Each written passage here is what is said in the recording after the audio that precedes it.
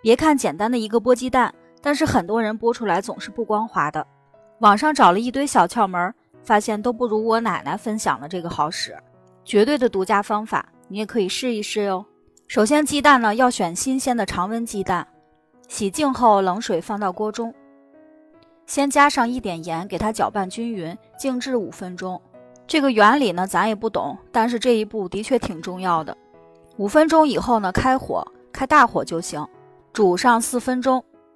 怎样判断鸡蛋熟没熟呢？用筷子把它夹起来，可以像这样夹住不掉，就说明熟了。这个时候关火，焖上3分钟。3分钟以后呢，立马把它拿出来，放到冷水中。浸泡的时间也不能太久，泡到用手摸一下是温的就可以了，千万不能彻底泡凉，不然里边的那层内膜呢就又粘上了。现在呢随意磕一下，看一下剥皮儿，就是这么痛快。不用小心翼翼的，大胆的剥吧，保证个个都是光溜溜的。看看这弹性有没有吸引到你。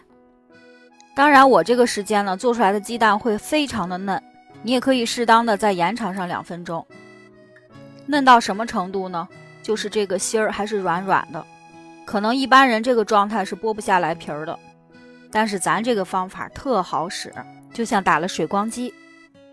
那天做的熏鸡蛋我就用的是这种方法，欢迎大家来评论区一起切磋煮蛋的小妙招。这是6分钟的状态，就这些区别，喜欢的收藏试试吧。我是小宁，明天见啦。